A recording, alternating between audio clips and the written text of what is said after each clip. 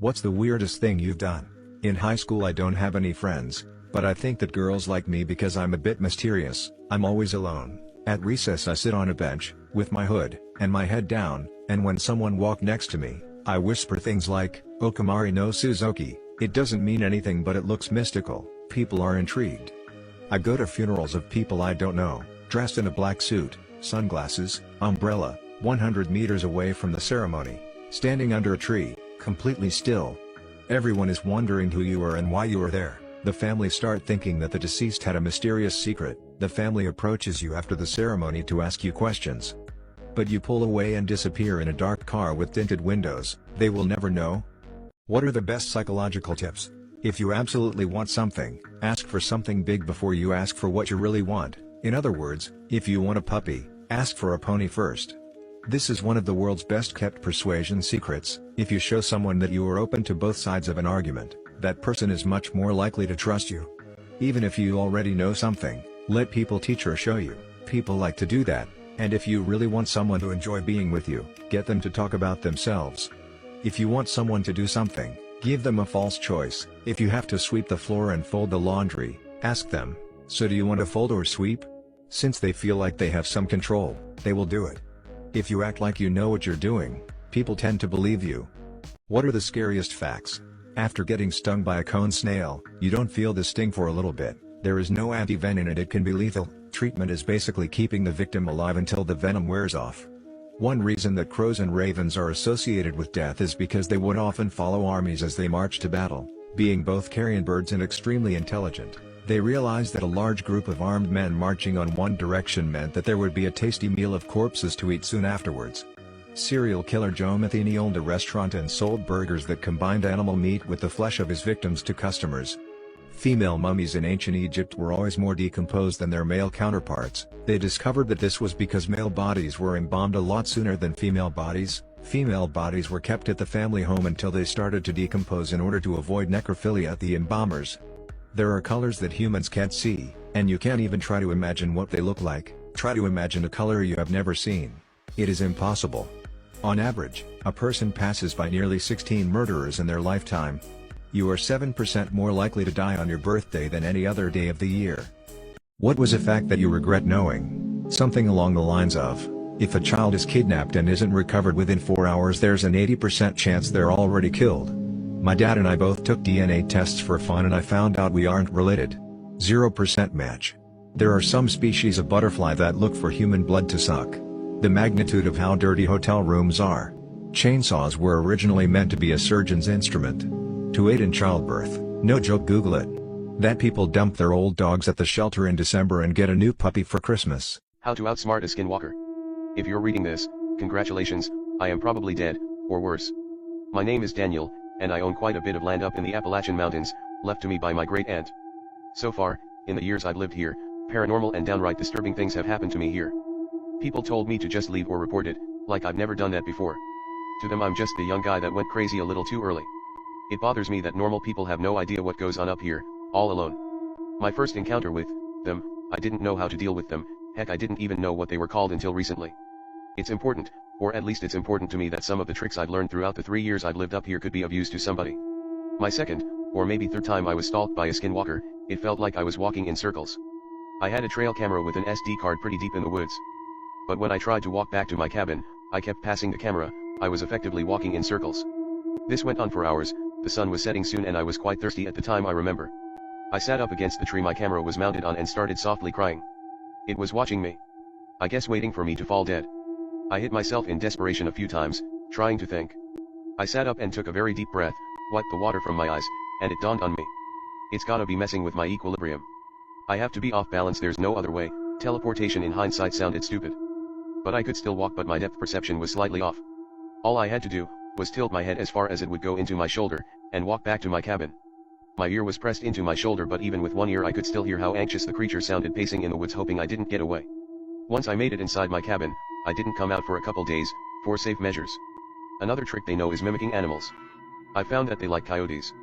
I used to coyote hunt quite a bit back home, but never up here in the mountains. I seen on a couple of my deer cameras that it looked like, right after I left my camera, a coyote would follow me a while, if not all the way home. I had to stop that real quick, and set out some snares. All a snare would and could do is jam the coyote's leg into the mechanism until a button is pressed and the thing would unlock. I set out a couple of them, but also, rubbed white ash on all of the traps, and sure enough the next time I start walking back from my camera, I hear the sound of one go off. I quickly ran back to where I had laid the traps, gun drawn, and all that was left was the trap in 3 separate bent up pieces and the subtle scent of burning hair in the air. Every time I checked the camera after that, a coyote with a nasty burn scar on its leg would stop where the camera was mounted and turn around and walk back into the brush. And lastly, do not engage in any type of combat with them. Warding them off is one thing, but actively hunting them is a mistake. I'd wish I would have known that sooner. I had 2 buddies back in town I used to tell my stories to. Alcohol loosens the lips. Their names were James and Cole. I'm pretty sure they were cousins, but I never asked. Thinking about it now, I wish I would have gotten to know them better. Long story short, they're dead, and I'm dying. This morning they came and pounded in my door insisting we hunt these skinwalkers. I told them it was a very bad idea, but they even took the liberty of buying silver bullets. They told me how much they cost, but I can't remember right now.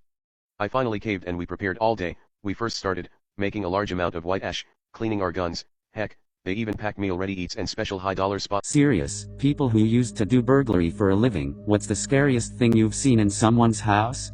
Not really burglary, but unlawful entry simply because I could. Decided to try my luck on an older house, after I noticed they went on vacation. There was a room hidden behind furniture that I managed to get to, but not into, because the door wouldn't open fully without completely moving the furniture. The smell inside was unholy. Like death and bleach. Sent an anonymous tip to the police. Turned out, they basically were luring people's pets in, and doing horrible things, while they were alive. I saw pictures of people around the neighborhood, even myself. I was rattled to the core. I stopped that night, but I still kind of watch my back whenever I see that guy in town. I feel like he knows exactly what I know. About 18 years ago, my wife and I wanted to adopt a child, and we were paired up with an Asian couple. We assured them the child would be loved, which was the truth because we instantly fell in love with our baby boy. After about 8 months, though, we started to feel twinges of guilt because our perfect Chinese son was going to be raised in this whitewashed household by 2 ding-dongs who were unable to provide him with any sort of connection to his cultural heritage or identity. There happened to be a large Chinese population in our city though, so it seemed like a no-brainer for us to expose him as much as we could. We enrolled him in Mandarin classes, and we even developed a relationship of sort with a Chinese couple who became his adopted auntie and uncle. We even took family trips to China every couple of years. Flash forward to recently. He's now 17 years old and getting ready to go to college, so my wife and I are helping him fill out the financial aid form, digging through my office for the needed paperwork. I came across his adoption papers, and it was only then that I saw it, something so obvious, so painfully brick to the face obvious, something that neither my wife nor I in that stupidity of our youth had registered. The names on the adoption paperwork were Park and Kim. Our son was Korean. What are some crazy World War II facts you know? When in retreat, the Nazis would booby-trap pictures on the walls and leave them slightly crooked. They did this to entice officers to straighten them and set off an explosion. On August 15, 1943, Canadian SND-US troops decided to attack Japanese troops from opposite sides of the island, but they didn't know the Japanese army left the island 2 weeks prior. Canadian and US troops mistook each other for Japanese and started shooting. Friendly fire resulted in 28 Americans and 4 Canadians killed, total 313 casualties while there was no enemy. Winston Churchill had an oxygen mask for flying an airplane specially made for him that would allow him to smoke cigars while he had the mask on.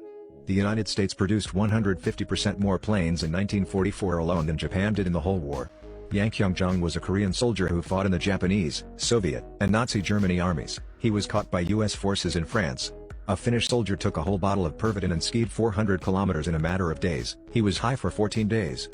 What are the most comforting facts? People see you as more beautiful than you see yourself. Most don't even notice your flaws. Air travel is so safe that if you arrive at the airport without dying, you've already passed the deadliest part of the trip. The gravitational mass of Jupiter is so huge that it has protected us from meteorites for millions of years. It is very likely that your pet dreams about you in his sleep. Your body is home to a unique ecosystem, the human gut. It may sound confusing, but billions of little creatures living inside you help digest food, eliminate waste, survive the natural toxins in the food you eat.